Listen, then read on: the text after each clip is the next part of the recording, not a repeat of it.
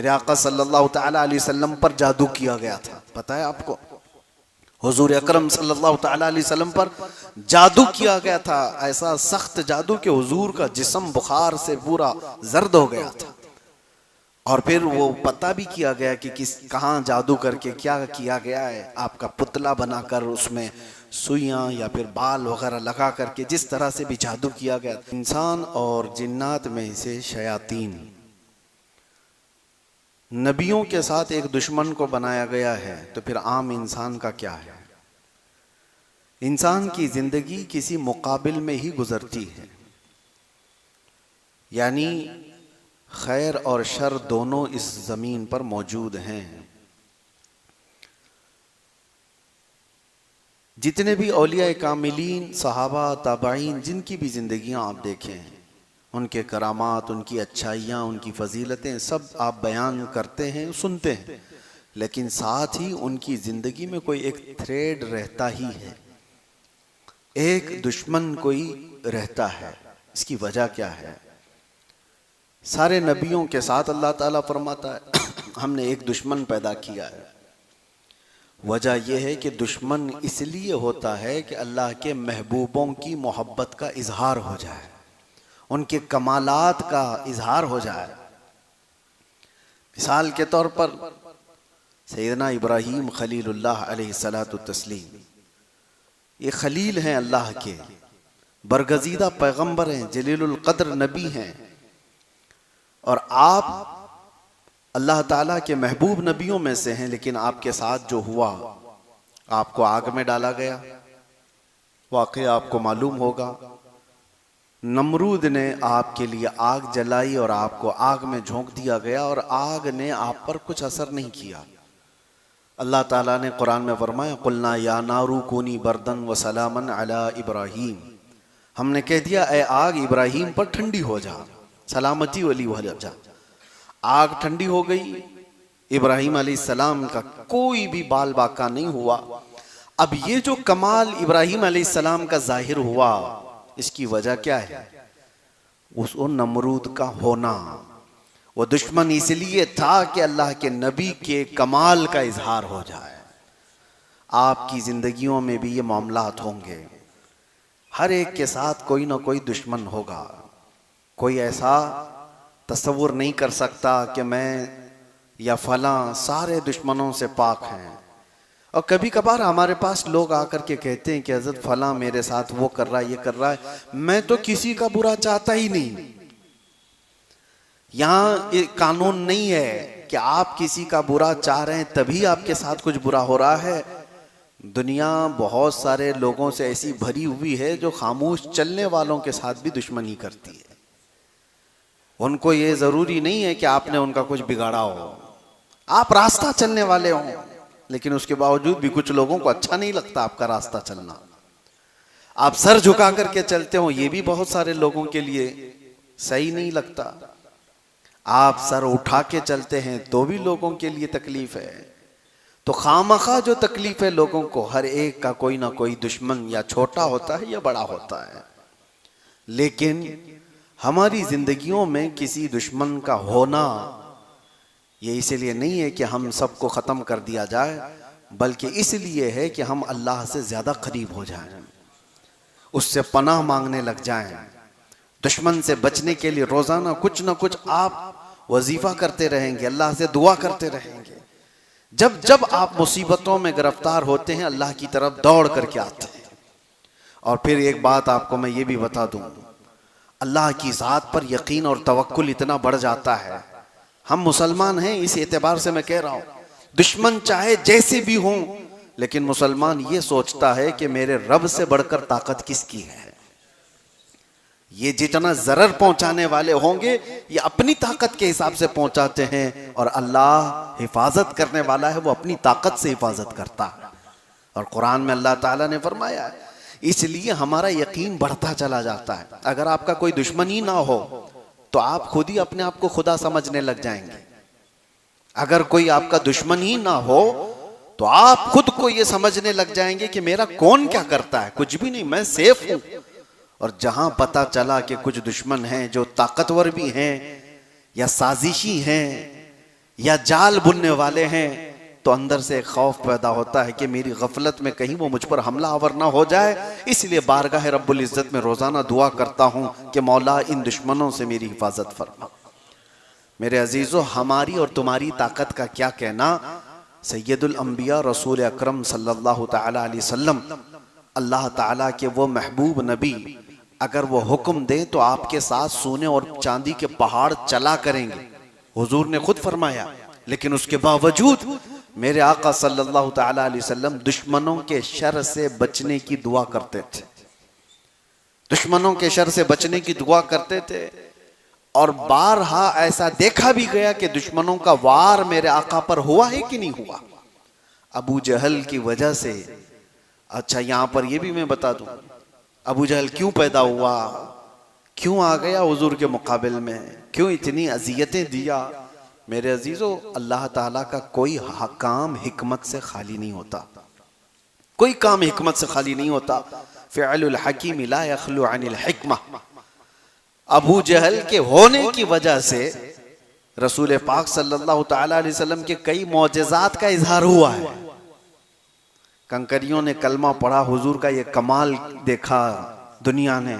या अबू जहल इस तरह का दुश्मन होने की वजह से उसने इनकार किया और मेरे आका ने इजहार करके दिखाया। उसने कहा कि ये नबी नहीं है, इनका अगर कुछ है तो जमीन पर चल रहा होगा जादू, आसमान पर चला करके दिखाएं कुछ। हुजूर ने इशारा किया और चांद दो टुकड़े हो गया।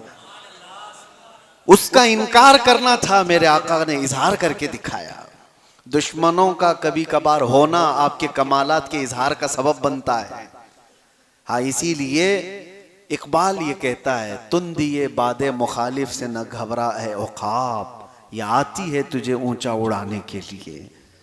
उर्दू के हार्ड लफ्ज होंगे, आपको मैं बताता हूं। कहना ये चाहते हैं इकबाल, तुन दिए बादे मुखालिफ से न घबरा है औकाब। औकाब ईगल को कहते हैं, परिंदा बहुत ऊंचा उड़ता है, ये ऊंचा उड़ता है लेकिन कभी कभार नीचे आ जाता है। और तुंदिए बादे मुखालिफ का मतलब होता है उल्टा चलने वाली हवा। कभी मुखालिफ सिमत से हवा तेज चलने लग जाए तो उकाब को मुश्किल हो जाता है कि अगर हवा उधर से आ रही है और ये उड़ इधर से रहा है। तो इकबाल ये कहते हैं, ऐसी मुखालिफ सिमत से आने वाली हवा से मत घबराए उकाब। उकाब क्या करता है उस वक्त, हवा अगर तेजी से मुखालिफ सिमत से आए तो हवा का मुकाबला करने के लिए उसमें घुस नहीं जाता, बल्कि ऊपर जाता है जहां से हवा नहीं आ रही हो। यानी मुखालिफ सिमत से हवा ना आ रही हो, इतना ऊंचे ऊपर चला जाता है ताकि ये मुखालिफ सिमत से आने वाली हवा से मेरा टक्कर ना हो। तो इकबाल ये कहता है, मुखालिफ सिमत से आने वाली तेज हवाओं से न घबरा ए औकाब, ए उम्मत मोहम्मदिया, ये आती है तुझे ऊंचा उड़ाने के लिए। तुम इनसे ऊपर चले जाओ, तुम्हें तुम्हारी हैसियत बताने के लिए दुश्मन आते हैं। अजीजा ने गिराम वक़ार, आज के हालात भी हमें इस बात की तरफ ला रहे हैं कि हमने देखा है बहुत सारी जगहों पर बद्र के मैदान में सहाबा इकराम रिज़वानुल्लाहि ताला अलैहिम अजमाइन ने जो जोहर पेश किए, वो कम से कम 10-12 साल पहले मक्का वाले तसव्वुर भी नहीं कर सकते थे, सोच भी नहीं सकते थे। जिस वक्त रसूल पाक सल्लल्लाहु ताला अलैहि वसल्लम ने हिजरत फरमाई, मक्का से मदीने जा रहे थे, 13 साल तक मक्का में कुफार मुशरिकीन ने क्या नहीं जुल्म उठाए, सहाबा को पकड़ा, अंगारे पर सुलाया है, अंगारों पर सुलाया है, सूली पर चढ़ा करके मुसला किया है, आंख कान नाक काट करके सहाबा के साथ बहुत तकलीफें दी। उस वक्त तो पूरे मुशरिकीन ये समझते थे कि ये कमजोर लोग हैं, ज़ईफ लोग हैं जो मोहम्मद के साथ चल रहे हैं, कभी भी इनका खात्मा होगा। और जिस वक्त हुजूर हिजरत करके चले गए, तब तो इनकी ताकत और भी बढ़ गई कि हमने तो इनको वतन छोड़ने पे मजबूर कर दिया। इनका गांव छूटा, घर छूटा, रिश्तेदार छूटे, माल व असबाब जायदाद सब छूट गया, कुछ नहीं है इनके पास। इतनी दुश्मनी किया इन्होंने। और उसके बाद जब वो मदीने चले गए, ये हालात थे जो सहाबा को मजबूत बना दिए, सहाबा को मजबूत बना दिए। आज हम सब ये जो ढीले ढाले हैं, उसकी वजह ही ये है कि हमारा मुकाबला किसी से नहीं है। जिस जगह पर किसी से मुकाबला नहीं होता वो ढीली कौम है। उसे किसी भी चीज से अपने मुकाबले की ताकत का अंदाजा ही नहीं होता।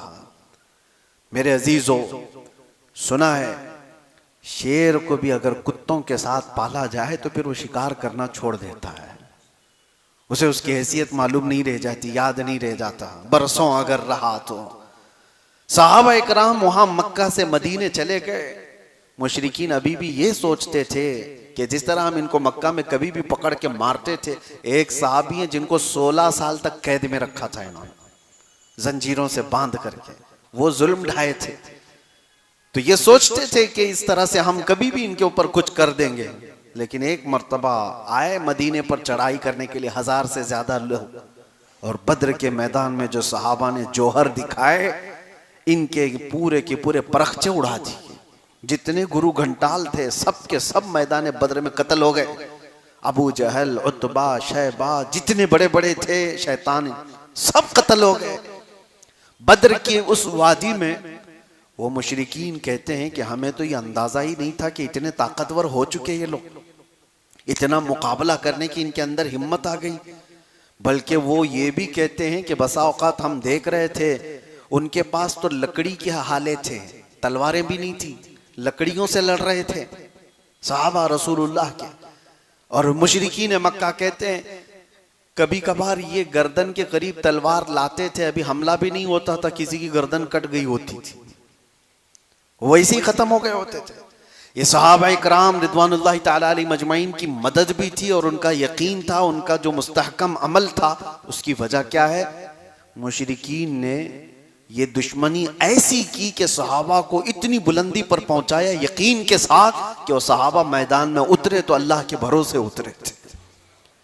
मेरे अजीजों, ये हालात सबकी जिंदगियों में होंगे। दुश्मन जो होता है वो तुम्हें मजबूत करने के लिए होता है। एक बुजुर्ग ने फरमाया था, बुजुर्ग बैठे हुए थे और अचानक वो दुआ करने लगे कि अल्लाह ये दुश्मनों को सलामत रखे, ये भी नियामत है। तो सब लोगों ने कहा कि हुजूर दुश्मनों की हिलाकत की दुआ की जाती है, आप कह रहे हैं वो सलामत रहे?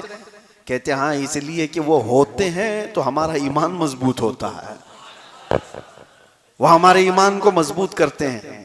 और हत्ता के उस बुजुर्ग ने फरमाया अगर ये ना हो तो हमें शहादत का दर्जा कहाँ से मिले, गाजी का दर्जा कहाँ से मिले? इनके साथ मुकाबला हो तो ही ये सब मामलात हैं, कोई हो ही ना तो फिर कहाँ से हमें ये सब नियामतें मिलेंगी? बहरहाल उनका अपना कॉन्सेप्ट, उनका अपना तस्वुर। लेकिन हमारे लिए जिंदगियों में मेरे अजीजों, हर एक के साथ अल्लाह ताला ने एक शैतान पैदा किया है। हर एक के साथ एक शैतान है। नबियों के साथ जब कहा गया तो शैतान तुम्हारे साथ भी है, हमारे साथ भी है। अब शैतान की 2 किस्में बयान की गई हैं कुरान में, एक इंसानों में से और एक जिन्नात में से। और आपने सूरह नास में पढ़ा होगा, आखिरी आयतें जो है अल्लज़ी युवस्विसु फी सुदूरिन नास मिनल जिन्नति वन्नास, उस शैतान से अल्लाह की पनाह जो लोगों के सीनों में, दिलों में वसवसे पैदा करता है। वो कौन है? मिनल जिन्नति वन्नास, जिन्नात में से और इंसानों में से।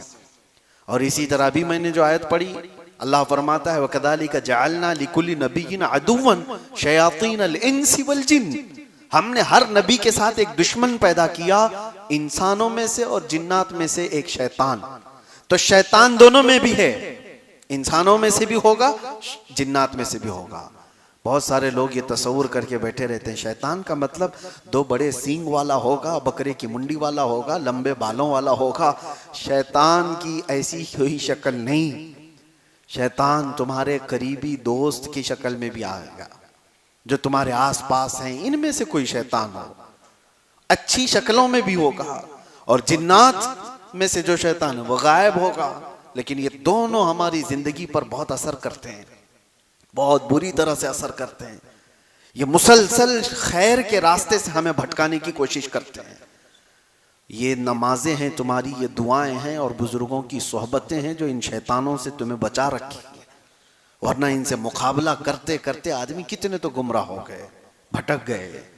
कौन है जो तुम्हें अचानक बैठे बैठे बुरी ख्वाहिशात ला करके उस मैदान में ले चला जाता है? वो शैतान है जो तुम्हारे साथ लगा हुआ है। तुम अच्छे भले थे, मस्जिद में बैठे हुए थे, उठ करके गए। फिर खुराफात दिमाग में आई, चलना है फलां जगह पर गुनाहों के अड्डे पर। कौन लेकर के गया तुम्हें? दो, या तो एक गायब लेकर के जा रहा होगा, या तो एक कोई हाजिर होगा। हाजिर होगा तो तुम्हारा दोस्त होगा, गायब होगा तो जिन होगा। ये दोनों में से कोई एक तुम्हें लेकर के जा रहा है और तुम भटक गए, बहक गए।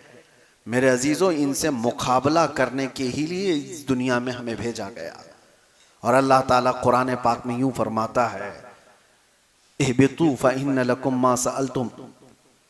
नहीं, पहले पारे की आयत है। अल्लाह तबारक व तआला यूं इरशाद फरमाता है, आदम अलैहिस्सलाम और हज़रत हव्वा को जब जन्नत से उतारा गया था, अल्लाह ताला फरमाता है, वलकुम फिल अर्दि मुस्तक़र्रुन व मताउन इला हीन। तुम्हारे लिए एक मुकर्ररा मुद्दत तक यहाँ पर हम भेज रहे हैं दुनिया में, और हर एक को एक का दुश्मन बना करके भेज रहे हैं। यानी शैतान को इंसान का दुश्मन बना करके भेजा गया है। इससे मुकाबला करते रहो और वापस तुम्हें हमारे पास आना है और हम तुम्हारे अमाल का सवाल करेंगे। यहाँ हमें जो भेजा गया है, मुसलसल हर दिन हम लड़ाई में मौजूद हैं, हर दिन हम लड़ाई में हैं। अपने जहन में मौजूद ख्यालात से लड़ रहे हैं, अपने आसपास के हालात से लड़ रहे हैं। और अगर ये दुश्मन ना होता तो आप अल्लाह की जात पर यकीन कैसे करते? उसकी बारगाह में झुकने की और दौड़ करके आने की आपके अंदर जो तमन्ना है वो कहाँ रह जाती? इसीलिए मैंने शुरू में ही कहा, अगर दुश्मन ना हो तो आदमी ढीला पड़ जाता है और उसे किसी चीज की हाजत ही नहीं रहती, जरूरत ही नहीं होती। मैंने एक दानिश्वर से पढ़ा था, जापान वाले लोग, ये तवज्जो से सुनिए, मछली खाने के बड़े शौकीन, और वैसे भी उस तरह के ये जो लोग हैं चाइनीज टाइप के, इनके यहाँ मछली का रिवाज ज्यादा है। लेकिन जापानी लोगों का उनकी एक आदत ये थी कि वो ताजी मछली खाते थे। तो होता ये कि समंदर से मछलियां पकड़ करके लाने तक वो बासी हो जाती, मर गई होती, क्योंकि 2-2 दिन 3-3 दिन के बाद मछुआरे आते थे बड़ी मछलियां लेकर। तो अब उसके लिए इन लोगों ने एक दूसरा तरीका इख्तियार किया कि नहीं, ताजा मछली खानी है तो एक बहुत बड़े टैंकर जहाज के समंदरों में भेजे गए। उसमें पानी रहता था, मछलियां समंदर से पकड़ी जाती थी और पानी में डाल दी जाती थी। और पानी में डालने के बाद वो पानी में तैरती रहती थी तो जिंदा रहती, और जब साहिल पर आते तो अभी मछलियां जिंदा ही रहती थी, मरी हुई बासी नहीं होती थी। तो ये चंद दिन तक चला, लेकिन ये भी फेल हो गया। क्यों?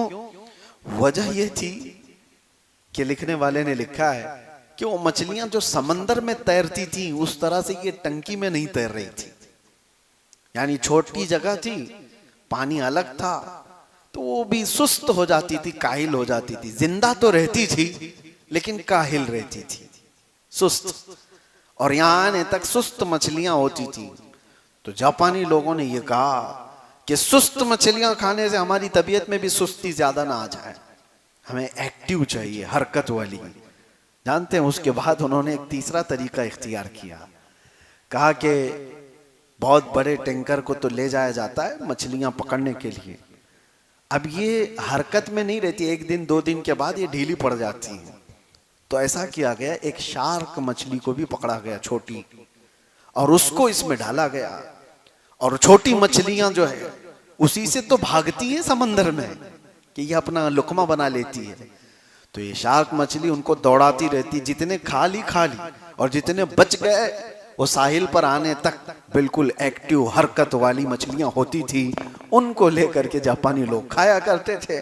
तो उस दानिश्वर ने कहा ये वाकया लिख करके कि ये शार्क मछली इसलिए छोड़ी गई थी कि इनको एक्टिव रखा जाए, हरकत में रखा जाए, और ये दौड़ती रहती और जिंदा भी रहती, दौड़ती भी रहती। दानिश्वर कहता है इसीलिए हर एक की जिंदगी में एक शार्क का होना जरूरी है, ताकि वो उसे दौड़ाता रहे और वो भाग करके अल्लाह की बारगाह में आता रहे। हम सब की जिंदगियों में एक दुश्मन होता है, और उस दुश्मन के होते ही हम लोगों के अंदर अल्लाह ताला की तरफ दौड़ने का ख्याल आता है, रब ताला की पनाह मांगने का बार बार ये एहसास होता है। आप खुद अपनी जिंदगियों में महसूस करते होंगे, हम जिसके पास भी जाते हैं, किसी से मुलाकात किया, किसी के घर में गया, सबसे पहले वो दुआ की दरख्वास्त करते हैं। क्यों मियाँ, आप खुद भी तो दुआ करते हैं, हमें दुआ की दरख्वास्त क्यों करते हैं? और फिर अगर तफसील से कहेंगे तो यही कहेंगे कि हजरत फला फला मामलात में बहुत घिर गया हूँ, लोगों की नज़र बहुत है, आप दुआ करें अल्लाह बुरी नज़र से बचाए। ये कॉमन दुआ है, सबके लिए है। यानी सबको एहसास है कि कुछ लोगों की बुरी नज़र है। बुरी नज़र का ये तुम्हारे अंदर जो एहसास आया, यही एहसास तुम्हें अल्लाह की बारगाह में पनाह मांगने पर ले आता है, अल्लाह के करीब हो जाते हो। और इसी वजह से अल्लाह ताला ने भी तुम्हें मायूस नहीं किया। कुरान में अल्लाह फरमाता है फला तख्शौहुम वख्शौनी, उनसे मत डरो, मुझसे डरते रहो। लेकिन है कि अल्लाह के पास तो आओ, दुश्मन तो है तुम्हारे, लेकिन डरो मत। अल्लाह फरमाता है मेरे दरबार में आओ। और अल्लाह ने 2 सूरतें उतारी, कुल अऊज़ु बिरब्बिल फलक और कुल अऊज़ु बिरब्बिन नास। मेरे आका सल्लल्लाहु तआला अलैहि वसल्लम पर जादू किया गया था, पता है आपको? हुजूर अकरम सल्लल्लाहु तआला अलैहि वसल्लम पर जादू किया गया था, ऐसा सख्त जादू कि हुजूर का जिस्म बुखार से पूरा जर्द हो गया था। और फिर वो पता भी किया गया कि कहाँ जादू करके क्या किया गया है। आपका पुतला बनाकर उसमें सुइयां या फिर बाल वगैरह लगा करके जिस तरह से भी जादू किया गया, हुजूर सैयदुल मुरसलीन सल्लल्लाहु अलैहि वसल्लम पर यह असर किया गया।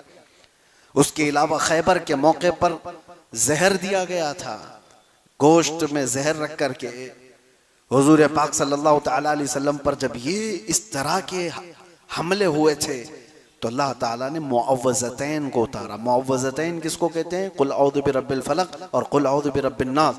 कहा गया जो इसको पढ़ ले अल्लाह दिन भर उसको जादू सहर से महफूज रखेगा।